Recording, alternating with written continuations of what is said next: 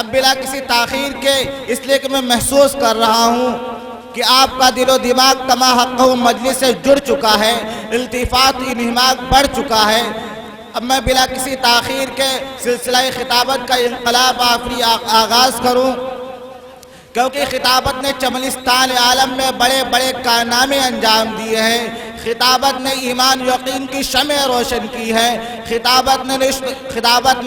رشد و ہدایت کے دریا بہائے ہیں۔ اس نے انسانوں کو قید و بند کی صعوبتوں سے آزاد کیا ہے۔ خطابت نے مظلوموں کو ظلم جبر کے خلاف علم بغاوت بلند کرنے کا حوصلہ دیا ہے۔ یہی خطابت جب نبی کی زبان پر پہنچی تو دعوت و ہدایت بن گئی۔ یہی خطابت جب کسی مجاہد نے اپنایا تو نعرہ انقلاب بن گئی۔ اسی خطابت کو جب کسی لیڈر یا کسی سیاسی نیتا نے اپنایا تو ترانہ سیاست بن گئی۔ میں کہتا ہوں خطابت مسجدوں میں زینت محراب و ممبر ہے۔ خطابت مسجدوں میں زینت و محراب و ممبر ہے۔ خطابت مورکوں میں تیر ہے، تلوار خنجر ہے۔ خطابت نے ہزاروں گل کھلائے ہیں زمانے میں۔ خطابت نے ہزاروں گل کھلائے ہیں زمانے میں۔ بہت گلکاریاں ملتی ہیں ماضی کے فسانے میں۔ خطابت نے ایوبی کی فوجوں کو جگایا تھا، صلیبی قوتوں کو جس نے دنیا سے مٹایا تھا۔ تو آئیے ہم بلا کسی تاخیر کے ایک علاقے کے بہت بڑے مولانا، جن سے میری مراد جناب الحاج مولانا عبدالرب صاحب دامت برکاتہم، صدر جمعیت العلماء ضلع سلطانپور، محتمم مدرسہ دعوت الحق دوست پوری ہیں۔ میں حضرت والا سے گزارش کرتا ہوں اس شعر کے ساتھ: اہل دنیا نہ رہا لائق عقبہ نہ رہا، اہل دنیا نہ رہا لائق عقبہ نہ رہا، جو صحابہ کو نہ سمجھا وہ کہیں کا نہ رہا۔ تو مسلمان ہے تو اوروں پہ بھروسہ کیسا، تو مسلمان ہے تو اوروں پہ بھروسہ کیسا، کیا تجھے سنت نبی پہ بھروسہ نہ رہا۔ میں حضرت والا سے گزارش کرتا ہوں کہ حضرت والا تشریف لائیں اور اپنی قیمتی بیان سے ہم سامعین کو مستفیض فرمائیں۔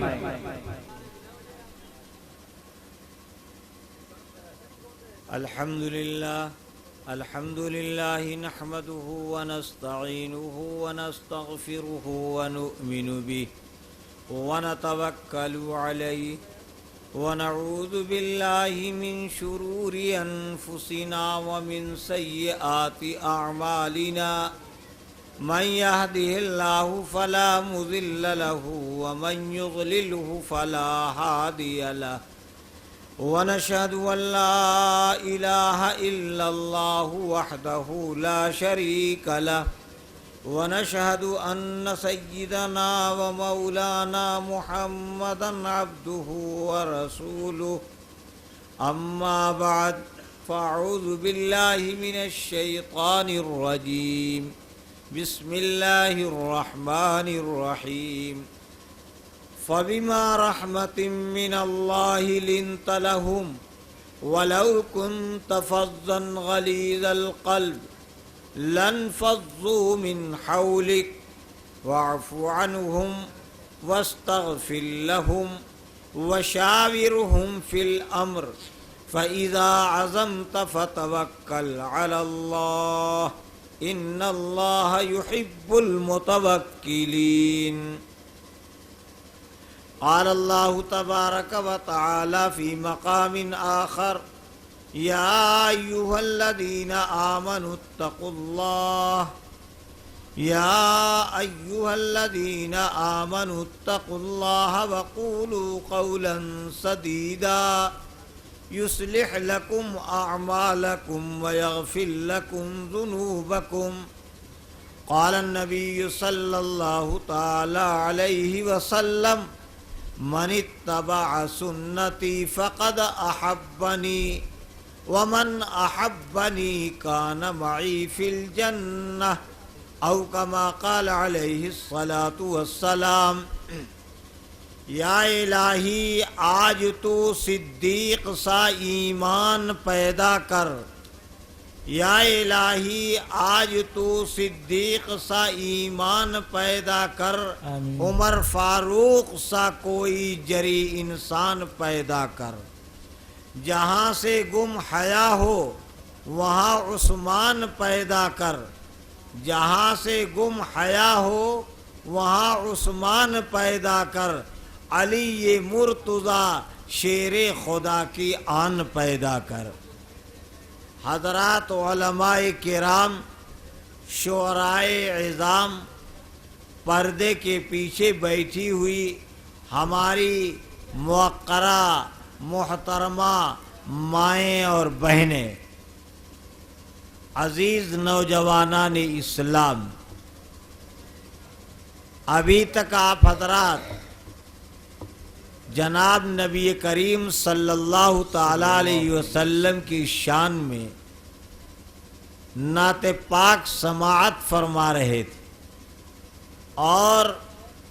حمد باری سے محظوظ ہو رہے تھے۔ مختلف اشعار پڑھنے والے اشعار پیش کر رہے تھے، ہم اور آپ سبھی محظوظ ہو رہے تھے۔ میرے عزیز دوستوں اور بزرگوں، اللہ تعالیٰ نے جہاں بہت سی نعمتیں عطا فرمائی ہیں، ان میں مسلمانوں کو سب سے بڑی جو نعمت اللہ نے عطا فرمائی ہے وہ ایمان کی نعمت، اسلام کی نعمت ہے۔ ایمان کی وہ نعمت اللہ نے عطا فرمائی کہ اگر یہ نعمت وہ اللہ نہ عطا فرماتا تو ہم اور آپ جنت کے حقدار نہ بنتے۔ ایمان کی وہ نعمت ہے کہ اگر اللہ اس نعمت کو نہ عطا کرتا تو اللہ کی نگاہ میں ہم محبوب اور پیارے نہ بنتے۔ ایمان کی نعمت وہ نعمت ہے کہ اگر وہ نعمت اللہ نہ عطا فرماتا تو یاد رکھو تاجدار مدینہ جناب محمد الرسول اللہ صلی اللہ تعالی علیہ وسلم کے پیارے اور دلارے ہم اور آپ نہ بنتے۔ ایمان کی ایک عظیم نعمت ہے اور وہ نعمت اللہ نے ہم کو اور آپ کو عطا کیا، اور سید الانبیاء تاجدار مدینہ جناب محمد الرسول اللہ صلی اللہ تعالی علیہ وسلم کی بعثت سب سے بڑی نعمت اللہ نے ہم کو دی۔ آپ بتاؤ کہ آپ کو اور ہم کو اللہ نے نعمتوں کا انبار عطا کر دیا، اور پانی سے لے کے، کھانے سے لے کر، صحت سے لے کے، تندرستی سے لے کر، دنیا کے اندر ہر منٹ اور سیکنڈ میں نہ معلوم کتنی نعمتوں سے وہ اللہ ہمیں نوازتا ہے، لیکن کسی نعمت پر اللہ رب العزت نے احسان نہیں جتلایا۔ مگر بتاؤ وہ کون سی عظیم نعمت ہے کہ اللہ نے اپنی لافانی کتاب قرآن مجید کے اندر تمام ایمان والوں پر اللہ نے احسان جتاتے ہوئے بتایا، لقد من اللہ علی المؤمنین، البتہ اللہ نے مومنین پر احسان جتایا ہے۔ کیا؟ لقد من اللہ علی المؤمنین اذ بعث فیہم رسولا، کہ ان کے اندر اللہ نے رسول بھیجا ہے۔ کون رسول؟ جو تمام رسولوں کا سردار ہے، جو تمام انبیاء کا سرتاج ہے، جو تاجدار مدینہ ہیں، سرکار دو جہاں ہیں، اللہ کے پیارے اور دلارے ہیں، سید الانبیاء جناب نبی کریم صلی اللہ تعالی علیہ وسلم ہے۔ کسی نے کیا خوب کہا ہے، کتاب فطرت کے سر ورق پہ جو نام احمد رقم نہ ہوتا، کتاب فطرت کے سر ورق پہ جو نام احمد رقم نہ ہوتا تو یہ نقش ہستی ابھر نہ سکتا، وجود لوح و قلم نہ ہوتا، یہ محفلیں کونوں مکان نہ ہوتی جو وہ امام رسول نہ ہوتا، یہ محفلیں کونوں مکان نہ ہوتی جو وہ امام رسول نہ ہوتا، زمین نہ ہوتی، فلک نہ ہوتا، عرب نہ ہوتا، عجم نہ ہوتا۔ میرے عزیز دوستوں اور بزرگوں، جناب نبی کریم صلی اللہ تعالی علیہ وسلم کی بعثت، اور اللہ نے ہم کو اور آپ کو جناب نبی کریم صلی اللہ تعالی علیہ وسلم کی امت میں پیدا فرمایا، یہ بھی ایک عظیم نعمت اللہ نے عطا فرمائی۔ میرے عزیز دوستوں اور بزرگوں، اللہ نے جہاں بڑی نعمتیں عطا فرمائی، ان میں سب سے بڑی نعمت جناب نبی کریم صلی اللہ تعالیٰ علیہ وسلم کی مومنین کے بیچ آنا، دنیا کے اندر مبعوث ہونا، اور ہم کو اور آپ کو ایمان کی دولت سے اللہ نے جو مالا مال کیا، یہ بھی عظیم نعمت۔ میرے عزیز دوستوں اور بزرگوں، اس نعمت پر جب ہم شکریہ ادا کریں گے تو اللہ نے قرآن کریم کے اندر کیا فرمایا؟ وَإِذْ تَأَذَّنَ رَبُّكُمْ لَئِن شَكَرْتُمْ لَأَزِيدَنَّكُمْ وَلَئِن كَفَرْتُمْ إِنَّ عَذَابِي لَشَدِيدٌ۔ اللہ نے کیا فرمایا کہ جب تم کو تمہارے رب نے یہ اطلاع دے دی کہ اگر تم نعمتوں کا شکریہ ادا کرو گے، نعمتوں کی قدردانی کرو گے اور نعمتوں پر اللہ کا شکر ادا کرو گے تو اللہ ان نعمتوں کو بڑھائے گا، اور اگر تم نعمتوں کی ناشکری کرو گے، ناقدری کرو گے، اللہ کا شکر نہیں ادا کرو گے تو اللہ نے کیا فرمایا؟ ان عذابی لشدید، یقیناً میرا عذاب بہت سخت ہے، اللہ پکڑ لے گا، اللہ گرفتار کرے گا، عذاب میں مبتلا کر دے گا۔ میرے عزیز دوستوں اور بزرگوں، تو ہم کو اور آپ کو چاہیے کہ اللہ نے جو نعمت عطا فرمائی ہے ایمان کی، ہم کو اور آپ کو چاہیے کہ اللہ کا شکر ہم ادا کریں۔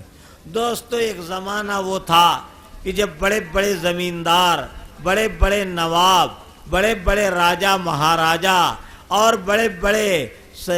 بڑے لوگ اور جو سلطنت کے مالک، حکومتوں کے مالک، وہ کیا کرتے تھے؟ وہ کبھی کبھی اللہ والوں کو بلاتے تھے، کبھی کبھی جو ہے وہ بزرگوں کو بلاتے تھے، اور کبھی کبھی وہ علماء کو بلاتے تھے، ان کی مجلسیں منعقد کرتے تھے اور ان سے اچھی اچھی باتوں کو سنتے تھے۔ ایک زمانہ وہ تھا کہ بڑی بادشاہت کے جو مالک ہوتے تھے ان کا بھی یہ رویہ ہوتا تھا، اور ایک زمانہ کیسا آیا کہ آج علماء سے نفرت ہے، اہل اللہ سے نفرت ہے، بزرگوں کے پاس جانے کے لیے کوئی تیار نہیں ہے۔ دنیا کا اتنا زیادہ غلبہ ہے کہ دکان پر جانے کے لیے تیار، دکان کا کام کرنے کے لیے تیار، دکان پر محنت کرنے کے لیے تیار۔ کیوں؟ اس کے ذریعہ سے روپیہ حاصل ہوگا، اس کے ذریعہ سے پیسہ ملے گا، اس کے ذریعہ سے دنیا کا حصول ہوگا۔ لیکن میرے عزیز دوستوں اور بزرگوں، ذرا غور کرو اور سوچو کہ جس سے دل بنتا ہے اور جس سے سارے اعضاء صحیح ہوتے ہیں، جس سے زندگی کے اندر انقلاب پیدا ہوتا ہے، جس سے انسان ترقی کرتا ہے، جس سے انسان کامیاب ہوتا ہے اور کامیابی اللہ عطا فرماتا ہے، وہ کیا ہے؟ وہ یہ ہے کہ اللہ نے قرآن کریم کے اندر فرمایا، یا ایھا الذین آمنوا اتقوا اللہ وقولوا قولا سدیدا یصلح لکم اعمالکم ویغفر لکم ذنوبکم۔ اللہ نے کیا فرمایا؟ فرمایا کہ اے ایمان والو، تم لوگ اللہ سے ڈرو اور تقوی اختیار کرو، پرہیزگاری اختیار کرو۔ اے ایمان والو، تمہارے سینے کے اندر خدا کا خوف رہے، تمہارا سینہ اللہ سے، تمہارے سینے کے اندر نبی کی محبت رہے، تمہارے سینے کے اندر صحابہ کرام کی عظمت بسے، تمہارے سینے کے اندر کلمہ طیبہ لا الہ الا اللہ محمد الرسول اللہ رہے۔ میرے عزیز دوستوں اور بزرگوں، غور کیجئے کہ جس سینے کے اندر تقوی ہو، پرہیزگاری ہو، خشیت الہی ہو، خدا کا خوف ہو، نبی کی محبت ہو، نبی کی عظمت ہو، صحابہ کی عظمت ہو، اولیاء اللہ سے عقیدت ہو اور علماء کرام سے محبت ہو، تو دوستو بتاؤ کہ اس کا دل بنے گا کہ نہیں بنے گا؟ اور جب اس کا دل بن جائے تو اللہ نے دوسری بات یہ بیان فرمائی ہے وَقُولُوا قَوْلًا سَدِيدًا، جو بات کہو وہ درست بات کہو، سچی بات کہو، جھوٹ نہ بولو، مکر و فریب نہ اپناؤ، کسی کو کے سامنے ایسی باتیں نہ کرو کہ جس سے اس کو دکھ ہو جائے، اپنی زبان کو غیبت میں نہ استعمال کرو، اپنی زبان سے چغل خوری اور چغلی نہ کرو، اپنی زبان سے تم کسی کو تکلیف نہ پہنچاؤ، اپنی زبان کو صحیح استعمال کرو۔ جیسے کسی نے کہا ہے جو بات کہو صاف ہو، ستھری ہو، بھلی ہو، کڑوی نہ ہو، کھٹی نہ ہو، مصری کی ڈلی ہو۔ میرے عزیز دوستوں اور بزرگوں، تو اگر ایمان بنے گا اور زبان کے اندر صلاحیت اور زبان کے اندر سچائی اور زبان دروگوئی سے آپ اپنی زبان کو بچائیں گے، اگر اس طرح سے کام ہوگا تو اللہ نے کیا فرمایا؟ اللہ نے فرمایا یصلح لکم اعمالکم ویغفر لکم ذنوبکم۔ اللہ کیا فرماتا ہے کہ دیکھو اگر تم نے دل کو بنا لیا تو اذا صلحت صلح الجسد کلہ واذا فسدت فسد الجسد کلہ الا وہی القلب۔ اللہ کے نبی صلی اللہ تعالی علیہ وسلم نے کیا فرمایا؟ دیکھو جب تمہارے جسم کے اندر جو گوشت کا لوتھڑا ہے وہ جسے دل کہتے ہیں، اذا صلحت صلح الجسد کلہ، جب وہ دل بن جائے گا تو پورا جسم بن جائے گا، آنکھ بھی غلطی نہیں کرے گی۔ اگر دل نیک ہو گیا تو پھر آنکھ بھی غلطی نہیں کرے گی، زبان بھی غلطی کرنے کے لیے تیار نہیں،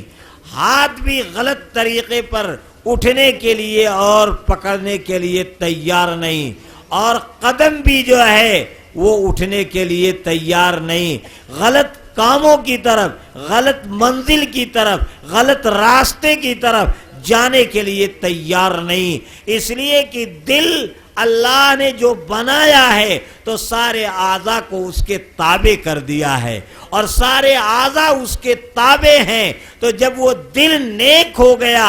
اور دل کے اندر صلاح،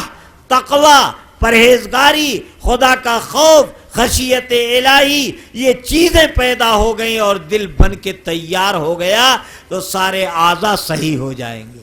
اور زبان جو ہمارے دل کی آواز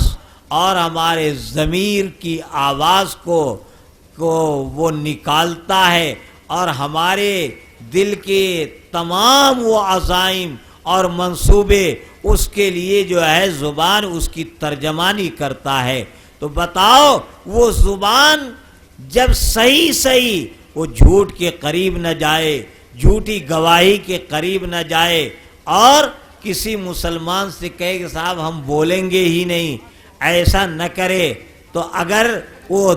زبان صحیح ہو جائے تو اللہ نے کیا فرمایا؟ دو کام تمہارا ہے اور دو کام اللہ نے فرمایا میرا ہے۔ یصلح لکم اعمالکم ویغفر لکم ذنوبکم، کہ تمہاری بگڑی کو اللہ بنا دے گا، تمہارے کاموں کو اللہ درست کر دے گا، تمہاری مشکلات کو اللہ آسانیوں سے بدل دے گا، تمہارے تمام پریشانیوں کو اللہ دور کر دے گا، اور جب تم اس دنیا سے جاؤ گے تو سکون کے ساتھ کلمے کے ساتھ جاؤ گے، اور جب کلمے کے ساتھ دنیا سے جاؤ گے تو اللہ نے کیا فرمایا؟ وَيَغْفِرْ لَكُمْ ذُنُوبَكُمْ، کہ اللہ فرماتا ہے کہ تمہارے گناہوں کو اللہ معاف فرما دے گا۔ بتاؤ،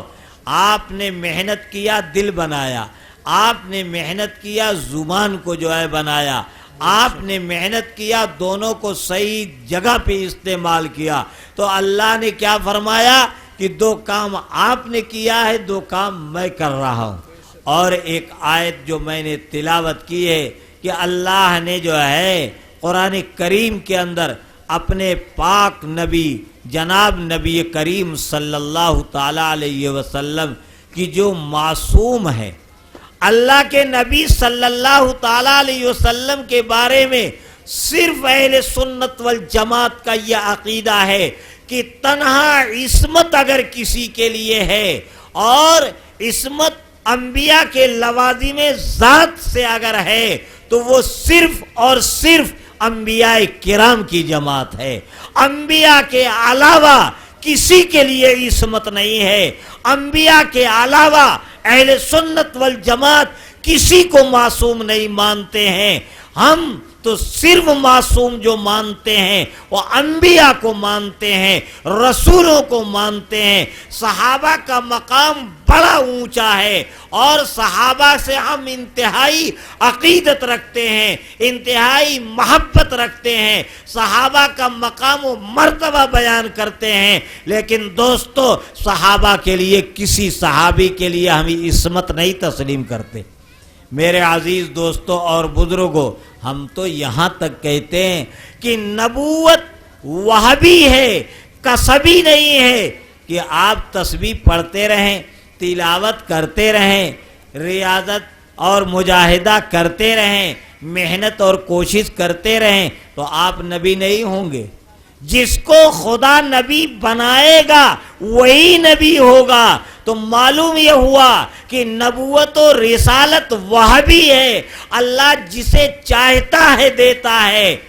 کوئی خود بخود اس کو حاصل نہیں کر سکتا ہے۔ تو یہ بھی سمجھو اہل سنت والجماعت کا یہ بھی عقیدہ ہے کہ جیسے نبوت وہابی ہے ایسے ہی صحابیت بھی وہابی ہے۔ یہ نہیں ہے کہ جو چاہے وہی صحابی ہو جائے گا۔ اللہ نے صحابہ کی جماعت کو، اللہ نے اپنے نبی محمد الرسول اللہ صلی اللہ تعالی علیہ وسلم کی رفاقت کے لیے ان کا انتخاب کیا ہے، اور جن کا انتخاب ہوا ہے وہی صحابی بن سکتا ہے، دوسرا صحابی نہیں بن سکتا ہے۔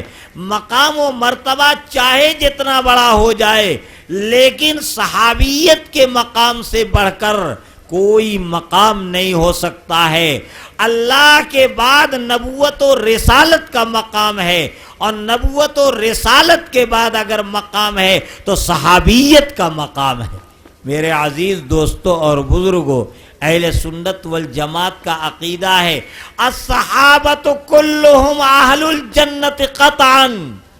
جتنے صحابہ ہیں،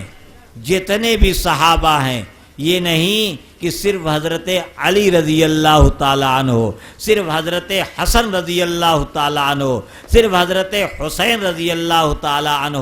ہم تو تمام اہل بیت کو تسلیم کرتے ہیں، لیکن وہی تمام صحابہ کرام کو بھی ہم تسلیم کرتے ہیں۔ ہم یہ کہتے ہیں ببانگے دوحل، اہل سنت والجماعت کا یہ عقیدہ ہے، اور قرآن مقدس سے یہ بات ثابت ہے، لا یستوی منکم من انفق من قبل الفتح وقاتل۔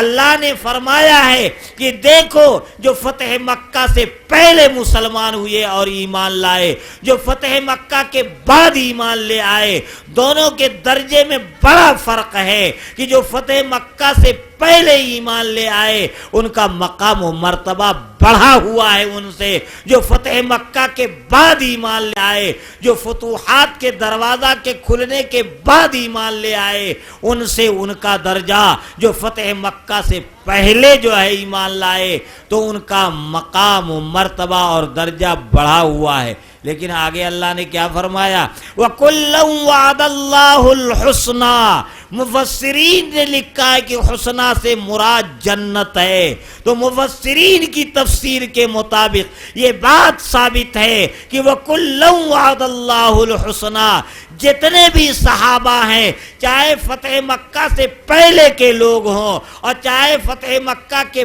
بعد کے صحابی ہوں، درجات کے اندر فرق ہے، جیسے انبیاء کے درجے میں فرق ہے۔ اللہ نے لافانی کتاب قرآن مجید کے اندر فرمایا تلک الرسل فضلنا بعضهم علی بعض، کہ یہ جو رسول ہیں ان میں ہم نے بعض کو بعض پر فضیلت دی ہے، لیکن اس کا یہ مطلب نہیں ہے کہ کسی نبی کا درجہ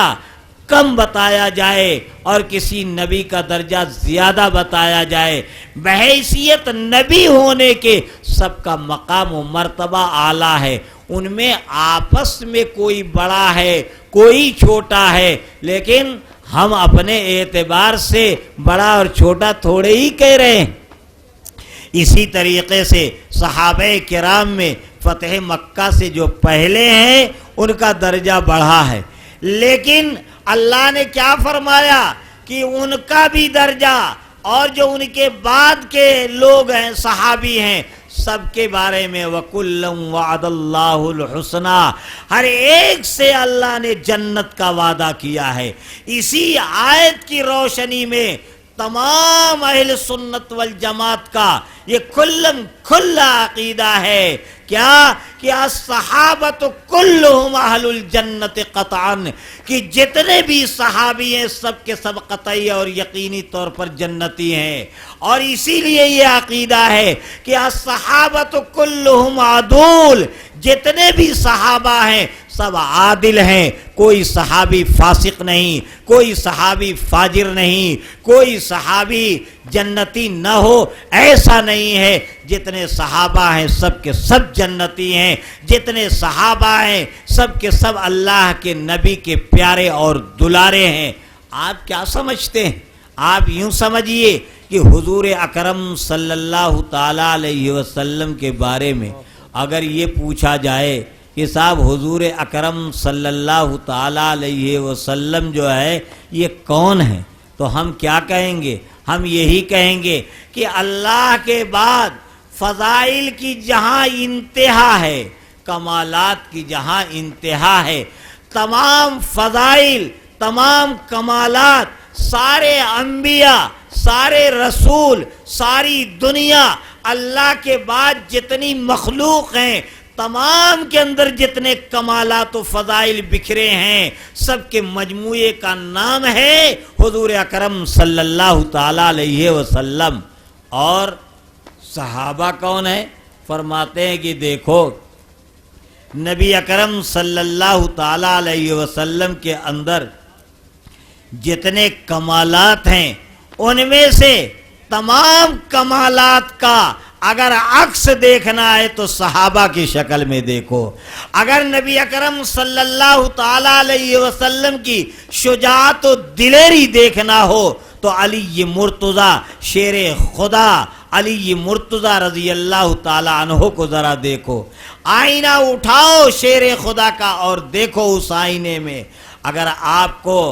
جناب نبی کریم صلی اللہ تعالیٰ علیہ وسلم کا حیا دیکھنا ہو تو عثمان ابن عفان رضی اللہ تعالیٰ عنہ کا آئینہ جو ہے اٹھاؤ، اگر آپ کو اللہ کے نبی کی کیا عدل دیکھنا ہو تو آپ حضرت عمر کا آئینہ اٹھاؤ۔ آپ بتاؤ سارے صحابہ کرام اگر آپ کی قرت کو دیکھنا ہو تو آپ جو ہے قاری القرآن بڑے قاری جو ہیں وہ ان کا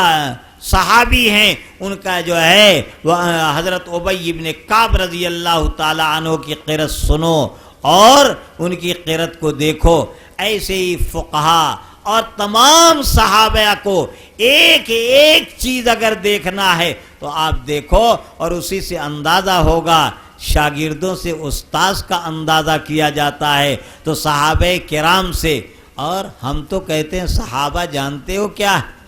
اگر صحابیت کو اور صحابہ کرام کی جماعت کو بیچ سے ہٹا دیا جائے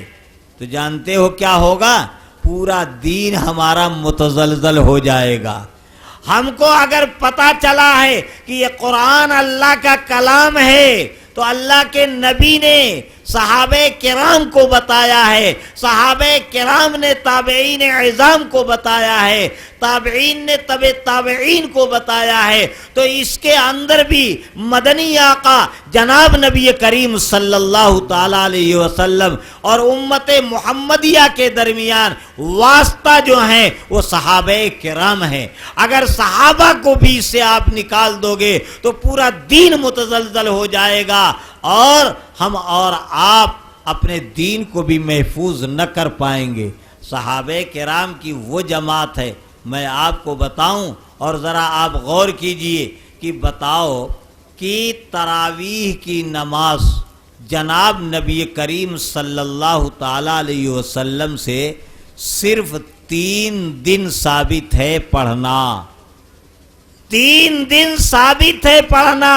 کہ مسجد نبوی کے اندر اللہ کے نبی صلی اللہ تعالی علیہ وسلم نے رمضان المبارک کے مہینے میں صرف 3 دن اللہ کے نبی نے نماز تراویح کی ادا کی ہے۔ لیکن آپ دیکھو صحابہ کرام کا زمانہ ہے،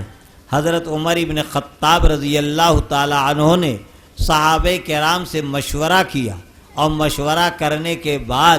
آپ نے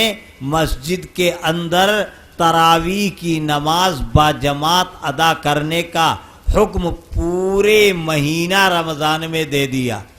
آپ دیکھو کہ جو چیز نبی اکرم صلی اللہ تعالی علیہ وسلم کو صحابہ کرام نے کرتے ہوئے دیکھا، لیکن صحابہ نے اس کو یکسر چھوڑ دیا، کسی صحابی نے اس کو نہیں اپنایا، جبکہ اپنی آنکھوں سے خود اللہ کے نبی کو کرتے ہوئے دیکھا ہے اور چھوڑ دیا۔ تو آپ جانتے ہو صحابہ کا کیا مقام ہے؟ اگر صحابہ نے نبی کو کرتے ہوئے دیکھا اور چھوڑ دیا تو وہ دین نہیں بنا، وہ نبی کی خصوصیت بن گئی۔ اور جس کو صحابہ نے کرتے ہوئے نہیں دیکھا لیکن متفقہ طور پر صحابہ کے اجماع سے وہ چیز ثابت ہو گئی اور سارے صحابہ اس کو کرنے لگے تو پھر وہ دین بن گیا۔ آپ بتائیے صحابہ کا کیا مقام ہوا؟ دیکھو اللہ کے نبی صلی اللہ تعالی علیہ وسلم نے اسی دنیا میں 9 بیویاں 11 بیویوں سے آپ نے نکاح کیا، لیکن کسی صحابی نے بیک وقت 4 بیویوں سے زیادہ نکاح نہیں کیا ہے۔ تو اللہ کے نبی کو صحابہ نے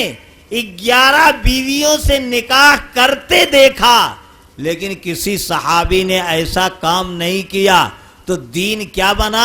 4 عورتوں سے بیک وقت آپ نکاح کر سکتے ہیں، 9 سے کرنا چاہیں تو نہیں، 5 سے کرنا چاہیں تو نہیں، 6 سے کرنا چاہیں تو نہیں۔ کیوں؟ پوری امت کے لیے دین وہی بنے گا جو صحابہ کرام کی مہر جس پر لگے گی، اور اس کے علاوہ جن چیزوں کو کرتے ہوئے صحابہ نے دیکھا ہے وہ نبی کی خصوصیت بنے گی، وہ دین اور مذہب نہیں بنے گا۔ صحابہ کا یہ مقام ہے۔ آپ دیکھو کہ 3 دن تراویح کی نماز کا پڑھنا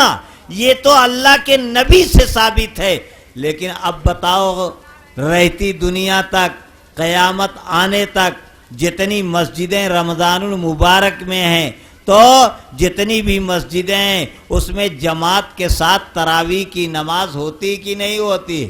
اللہ کے نبی نے تو نہیں پڑھا، صحابہ نے دیکھا کہ اللہ کے نبی نے نہیں پڑھا، لیکن جب صحابہ کرام نے بالاتفاق پڑھنا شروع کیا تو یہی مذہب بن گیا، یہی دین بن گیا۔ یہ ہے صحابہ کا مقام و مرتبہ۔ آج تو میرے یہ نہیں سمجھ میں آ رہا ہے کہ اشتہار کے عنوان میں سیرت النبی بھی ہے، اور اشتہار کے عنوان میں مدح صحابہ بھی ہے، اور آپ کے جلسے کے اندر جو ہے جو اسٹیج سے لے کر کے آخر تک ہم دیکھ رہے ہیں تو جمعیت علماء ہند کے جھنڈے بھی لگے ہوئے ہیں۔ تو یہ جھنڈیاں کچھ دوسرے موضوع کی طرف یہ جھنڈیاں اشارہ کر رہی ہیں، اور اشتہار خود 2 موضوع کے ساتھ 2 عنوان کے ساتھ معنون ہے۔ تو میں تو یہ سمجھتا ہوں کہ میرے بعد بہت ہی ہمارے محترم حضرت مولانا شبلی صاحب بہرائچی جو تشریف فرما ہیں، وہ آپ کو دیکھ رہے ہیں، آپ ان کو دیکھ رہے ہیں، ان کی حیثیت یہی ہے۔ ہم لوگ تو اس میں پریشان ہیں، لیکن ابھی حضرت مولانا کو جب آپ سنیں گے تو آپ یہ سمجھیں گے کہ اس سے زیادہ بھی موضوع اگر بڑے گاؤں کے لوگ متعین کر دیتے تو الحمدللہ مولانا تمام موضوع کو مکمل طریقے پر ادا کر دیں گے۔ تو اس لیے جو ہے میں بس اتنا ہی کہنا چاہتا ہوں کہ دیکھو صحابیت کا مقام بڑا اونچا مقام، ہم تو سارے صحابہ کو تسلیم کرتے، ہم نعوذ باللہ کسی صحابی کو منافق نہیں کہتے، ہم نعوذ باللہ کسی صحابی کو غاصب نہیں کہتے، ہم نعوذ باللہ اہل بیت کو بھی صحابیت کا مقام اگر حاصل ہے تو سیدنا ابو بکر صدیق کو بھی صحابیت کا مقام حاصل ہے، سیدنا عمر ابن خطاب رضی اللہ تعالیٰ عنہ کو بھی صحابیت کا مقام حاصل ہے، سیدنا عثمان ابن عفان رضی اللہ تعالیٰ عنہ کو صحابیت کا مقام حاصل ہے، سیدنا علی مرتضی رضی اللہ تعالیٰ عنہ کو بھی صحابیت کا مقام حاصل ہے۔ میرے عزیز دوستوں اور بزرگوں، سارے صحابہ ہیں، ان کی شان میں اللہ نے قرآن میں کیا فرمایا؟ رضی اللہ عنہم ورضوا عنہ، اللہ ان سے راضی ہے اور وہ اللہ سے راضی ہیں، اللہ سارے صحابہ سے راضی اور خوش ہے اور سارے صحابہ اللہ سے راضی اور خوش ہیں۔ اللہ نے قرآن کریم کے اندر یہ فرمایا اولئک ہم المفلحون، کس کے بارے میں؟ صحابہ کے بارے میں فرمایا کہ فلاح پانے والے اور کامیاب ہونے والے وہ کون ہیں؟ وہ صحابہ کرام کی مقدس جماعت ہے۔ اللہ نے قرآن کریم کے اندر فرمایا اولئک ہم الراشدون، کہ صحابہ کرام کی جو جماعت ہے یہ ہدایت یافتہ جماعت ہے، ان کے اوپر کوئی قدقن نہیں لگا سکتا، کوئی ان کے دامن پر دھبا نہیں لگا سکتا، کوئی ان کی شان کے اندر غلط بات نہیں استعمال کر سکتا۔ یہ اللہ کے نبی کے دلارے ہیں، یہ اللہ کے نبی کے پیارے ہیں، یہ اللہ کے نبی کے ساتھی ہیں۔ تو بتاؤ، جو نبی کا رفیق ہو، نبی کا ساتھی ہو، نبی کی سنتوں پر عمل کرنے والا ہو، نبی کی سنتوں پر مر مٹنے والا ہو، اہل سنت والجماعت ان سے محبت و عقیدت رکھتے ہیں اور ان سب کو جو ہے کسی کو بھی فاسق فاجر نعوذ باللہ تصور نہیں کرتے، کسی کو منافق نہیں مانتے، سب کو ایمان والا اور جنتی مانتے۔ میرے عزیز دوستوں اور بزرگوں، تو میں چند باتیں بتا کر کے آگے جو ہے بڑھ رہا ہوں کہ اللہ تعالیٰ نے فرمایا کہ فَبِمَا رَحْمَةٍ مِّنَ اللَّهِ، اللہ کی رحمت کی طرف سے یہ بات آئی ہے کہ لِنْتَ لَهُمْ، آپ ان لوگوں کے لیے نرم ہو جائیں، آپ ان لوگوں کے لیے نرم ہو جائیں۔ کیوں؟ آپ کے اندر نرم خوئی ہونی چاہیے، کس کے اندر؟ سید الانبیاء تاجدار مدینہ جناب محمد الرسول اللہ صلی اللہ تعالیٰ علیہ وسلم کے اندر۔ کیوں؟ یہ ایک ایسی صفت ہے نرم خوئی کہ اگر یہ چیز رہے گی تو لوگ جڑتے چلے جائیں گے، اور اگر بدخوئی رہی، اللہ نے کیا فرمایا؟ وَلَوْ كُنْتَ فَظًّا غَلِيظَ الْقَلْبِ، اگر آپ سخت دل ہو جائیں، آپ بدخو ہو جائیں، آپ کے اندر بدخوئی آ جاتی تو لَنْفَضُّوا مِنْ حَوْلِكَ، تو وہ لوگ آپ کے ارد گرد سے بھاگ جاتے، کوئی بچتا بچاتا نہیں۔ آج ہمارے اندر کہاں چلی گئی نرمی؟ کہاں ہم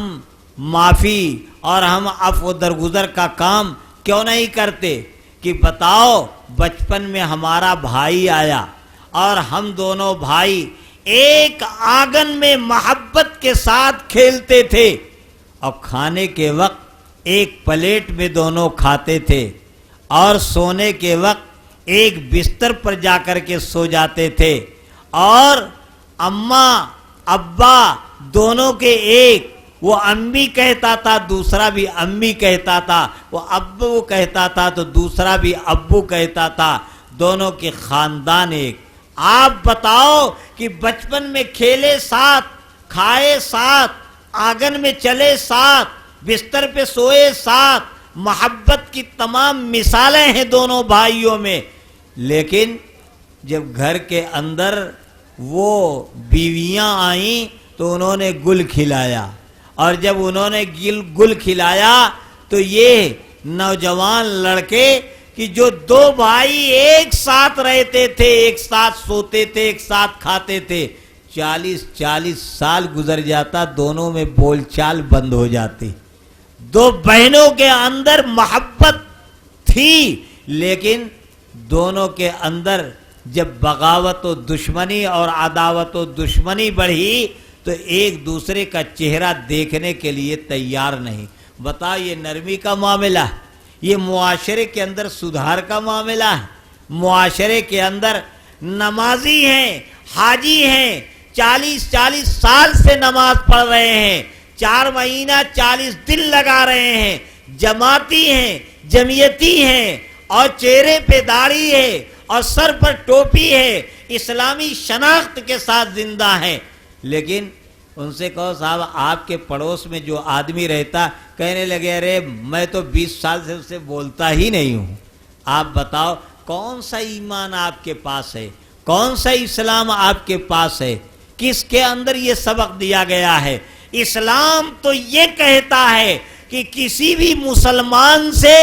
اگر ناراض ہو جاؤ، آپ کو اس نے تکلیف پہنچا دی، آپ پر اس نے ظلم و زیادتی کر دی، آپ پر اس نے سختی کر دیا، آپ کے شان کے خلاف کلمات کہہ دیے، تو تم جو ہے اگر ناراض ہو گئے تو چلو 1 دن ظاہر کرو، 2 دن ظاہر کرو، 3 دن ظاہر کرو، اور 3 کے بعد چوتھے دن اگر تم نے اس مومن اور ایمان والے سے بولنا بند کیا تو شریعت مقدسہ کے اندر یہ ہے کہ یہ جائز نہیں ہے، یا آپ ناجائز کام کر رہے ہیں، آپ حرام کام کر رہے ہیں۔ لیکن نمازی ہے، حاجی ہے،